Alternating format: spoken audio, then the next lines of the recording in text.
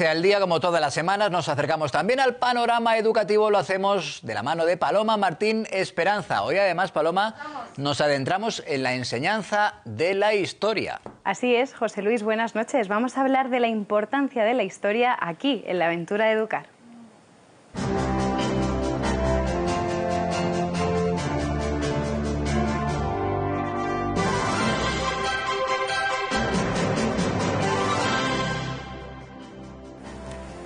La disciplina histórica es uno de los pilares de las humanidades y constituye una herramienta importante tanto en la educación como en la construcción de una sociedad. Nos habla de ello Javier Segura, presidente de la asociación Ven y Verás Educación. Buenas noches. Buenas noches, Paloma. Pues sí, la historia es vital para una sociedad. Últimamente, de hecho, se está oyendo hablar mucho de historia, en concreto en relación con el movimiento cultural, social, woke, que se autodefine a sí mismo como un despertar de la conciencia. Ese despertar de la conciencia que viene de esa frase de stay woke, permanecer despierto, que lo hemos visto en ese derribar estatuas, en esas de Fray Junípero Serra, Cristóbal Colón, etcétera. Aparentemente, uno podría decir que hay una lucha por la justicia, en concreto en defensa de los indígenas, pero hay una mirada que hay que echar más profunda. De hecho, el Papa Francisco nos acaba de alertar sobre eso. Este movimiento, que en el fondo es un revisionismo de la historia, es un movimiento que podríamos definir peligroso, así lo dice el Papa. Revisa la historia, reniega de la historia y la ve con los parámetros actuales. Eso tiene unas consecuencias que son importantes. En el fondo lo que hace es recoger de nuevo el viejo esquema revolucionario. Por una parte, la historia, el centro de la humanidad, vuelve a ser hoy, nosotros, ahora. Perdiendo toda perspectiva, ese esquema de la revolución que todo empieza hoy. Por otra parte, plantea la lucha, el conflicto, y en tercer lugar, también peligroso, plantea la exclusión. Podemos hablar de una cultura de la cancelación, que no es tal cosa que una cancelación de la cultura, porque lo que hace es excluir de la comunidad a todo aquel que no respeta, digamos, ese pensamiento único que quieren instaurar. Este movimiento pues, debe tener una respuesta, evidentemente, desde la educación, y no hay otra mejor respuesta que la propia educación y la enseñanza de la historia. Una historia basada en criterios de objetividad, pretensión de objetividad, una historia que dé una perspectiva correcta a los alumnos y una historia que sirva para que los alumnos y los pueblos puedan descubrir sus propias raíces. Gracias, Javier. Precisamente para hablar de la enseñanza de la historia, tenemos hoy con nosotros a Alejandro Rodríguez de la Peña, catedrático de Historia Medieval en la Universidad San Pablo CEU. Alejandro, buenas noches, muchas gracias por acompañarnos. Hola, muy buenas noches, Paloma. Bueno, Alejandro, ¿qué aporta el conocimiento de la historia a nuestros niños y jóvenes? Porque pueden preguntarse algunos, pues si no es un aprendizaje poco práctico e incluso inútil para el mundo contemporáneo. Pues aporta muchísimas cosas, pero si tuviera que subrayar solo una, diría que su identidad. Porque una persona que no tiene memoria de dónde viene, de cuáles son sus raíces, qué hicieron sus antepasados, no sabe quién es. Y la historia sirve para eso, para saber quiénes somos. Si no sabemos quiénes somos fácilmente manipulables. Basta ver una persona desmemoriada, si uno se encuentra a alguien que ha olvidado todo, es una persona que es un pelele en tus manos. Luego la historia esencialmente nos da nuestra propia identidad, nos enseña quiénes somos.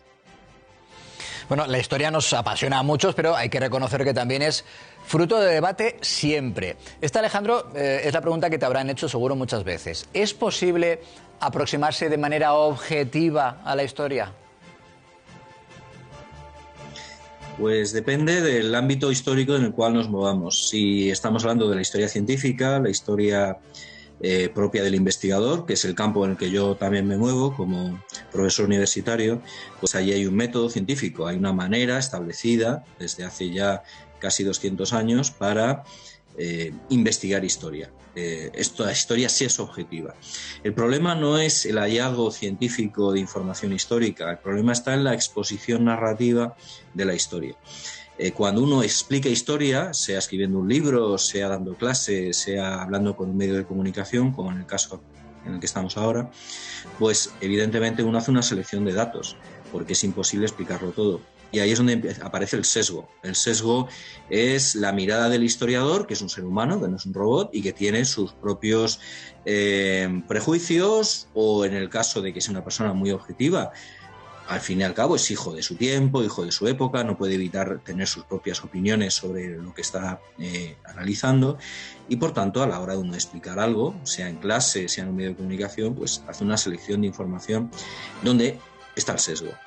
La clave en la historia es intentar determinar si el que te está contando algo, qué sesgo tiene, si ese sesgo es grande, si te está intentando adoctrinar o te está intentando de alguna forma colocar un mensaje que no sea estrictamente histórico.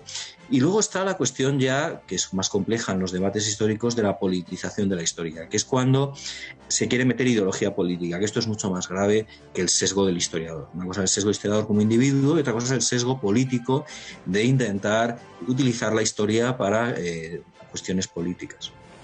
Como escuchábamos hace un momento, estamos asistiendo a un revisionismo de la historia.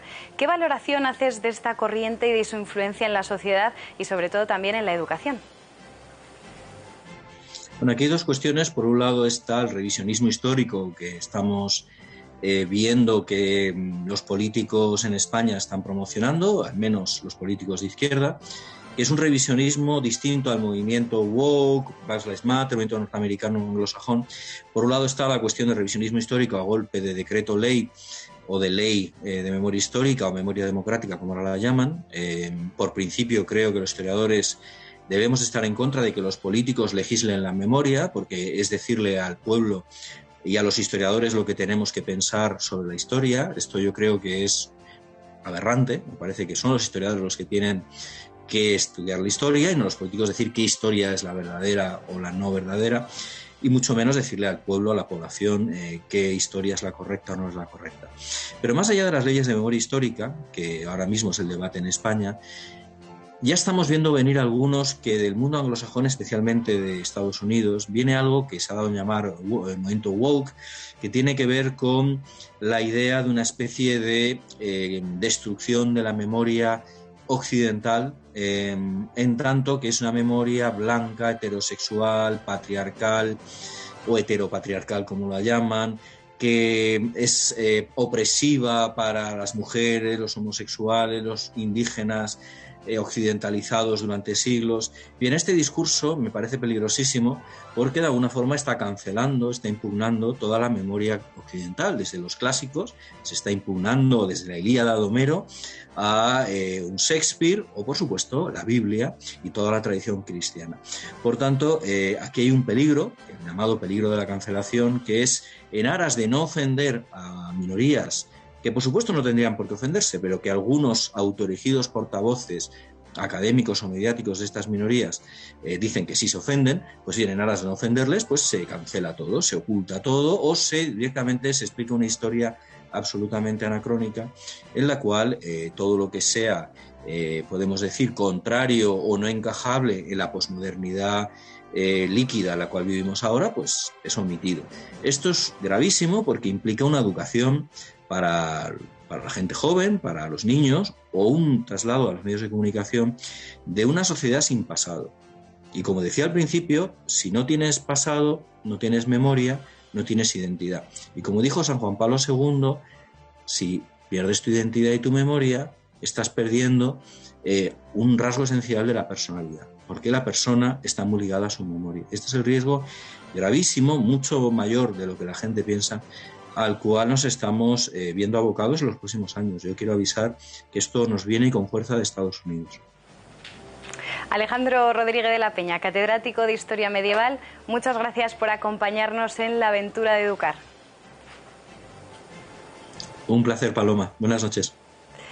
Precisamente para promover una buena cultura de la historia, hoy nos hacemos eco de un interesante proyecto que han puesto en marcha los profesores y alumnos del grado en Historia de la Universidad de Navarra. Se trata de la iniciativa Grandes Libros de la Historia, en la que los estudiantes, guiados por sus profesores, se adentran en la lectura de obras importantes y organizan seminarios en los que debaten e informan a alumnos de otras disciplinas. Una iniciativa que se puede trasladar a otros niveles educativos. El esquema de que los propios alumnos recomienden las lecturas que a ellos les han resultado sugerentes es el mejor vehículo para difundir una cultura humanista entre todos los jóvenes. Gracias, Paloma. La semana que viene, más Aventura del Saber. Gracias, José Luis. Hasta el próximo jueves.